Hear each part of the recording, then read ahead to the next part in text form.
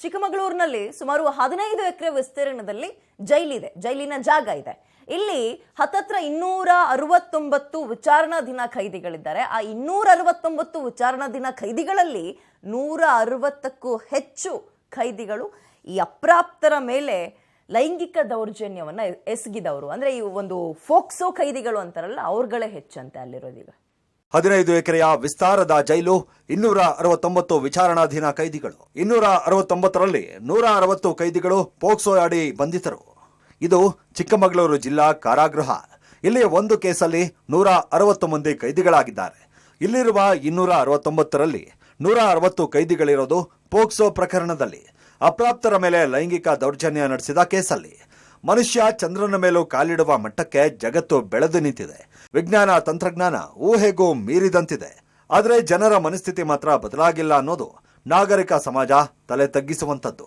ಅದರಲ್ಲೂ ಕೂಡ ಚಿಕ್ಕಮಗಳೂರು ಜಿಲ್ಲೆಯ ಶೃಂಗೇರಿಯಲ್ಲಿ 10ನೇ ತರಗತಿ ವಿದ್ಯಾರ್ಥಿನಿಯನ್ನ 3 ತಿಂಗಳು ಲೈಂಗಿಕ ದೌರ್ಜನ್ಯ ನಡೆಸಿದ ಆರೋಪಿತರೆ 50ಕ್ಕೂ ಹೆಚ್ಚು ಜನರಿದ್ದಾರೆ.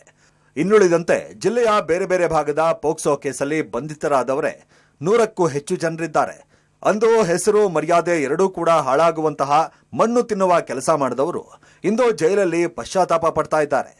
ಇಲ್ಲಿ 269 ಬಂದಿಗಳಿದ್ದಾರೆ.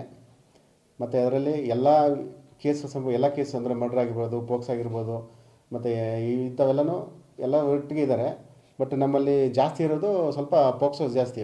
ಮೋರ್ ದ್ಯಾನ್ 160 ಪೋಕ್ಸೋ ಇನ್ಮೇಟ್ಸ್ ಇದ್ದಾರೆ ನಮ್ಮಲ್ಲಿ. ಏನೇ ಅಪರಾಧ ಹಿನ್ನೆಲೆ ಇರ್ಬೋದು ಅವ್ರದ್ದು. ಬಟ್ ನಾವು ಅವರನ್ನು ಒಂದು ಮಾನವೀಯ ನೆಲೆಗಟ್ಟಿನಲ್ಲೇ ನಾವು ನೋಡ್ತೀವಿ. ಮನಪರಿವರ್ತ ಕಾರ್ಯಕ್ರಮ ಹಂಗೊಳಿಸ್ತೀವಿ. ಮತ್ತು ಅವರಿಗೆ ಯೋಗ, ಧ್ಯಾನ ಮತ್ತು ರ್ಯಾಡಿಕಲೈಸೇಷನ್ ಪ್ರೋಗ್ರಾಮ್ಸು ಇಂಥದ್ದೆಲ್ಲವನ್ನು ಮಾಡಿ ಅವರಿಗೆ ಎಲ್ಲ ಓವರಾಲ್ ಆಗಿ ಒಬ್ಬ ಉತ್ತಮ ಸಮಾಜಕ್ಕೆ ಒಬ್ಬ ಉತ್ತಮ ಪ್ರಜೆಯಾಗಿ ಬಾಳಬೇಕು. ಜೈಲಲ್ಲಿರುವ ಆ 160 ಪೋಕ್ಸೋ ಖೈದಿಗಳಲ್ಲಿ ಮಲೆನಾಡಿಗರೇ ಹೆಚ್ಚು ಅನ್ನೋದು ಮತ್ತೊಂದು ಆತಂಕಕಾರಿ ಬೆಳವಣಿಗೆ. ಅರಣ್ಯ ಹಾಗೂ ಅರಣ್ಯದಂತಹ ಕಾಫಿ ತೋಟಗಳೇ ಹೆಚ್ಚಾಗಿರುವ ಮಲೆನಾಡು ಭಾಗದಲ್ಲೇ ಪೋಕ್ಸೋ ಆರೋಪಿತರು ಹೆಚ್ಚಾಗಿದ್ದಾರೆ. ಇವರಲ್ಲಿ ಬೇರೆ ಬೇರೆ ಊರುಗಳಿಂದ ದುಡಿಮೆ ಆರಿಸಿ ಬರುವ ಆರೋಪಿಗಳು ಇದ್ದಾರೆ.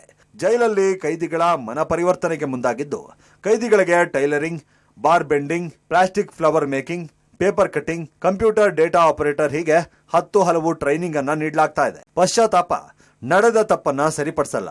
ಅದರಿಂದ ಆ ಮನಸ್ಥಿತಿಯು ಬದಲಾಗಬೇಕು. ಸಮಾಜ ಅವರನ್ನ ನೋಡುವ ರೀತಿಯೂ ಕೂಡ ಬದಲಾಗಬೇಕು. ಅದು ಆದಷ್ಟು ಬೇಗ ಆಗ್ಲಿ ಅನ್ನೋದು ಎಲ್ಲರ ಆಶಯ. Narayanagowda, public TV, Chikkamagaluru.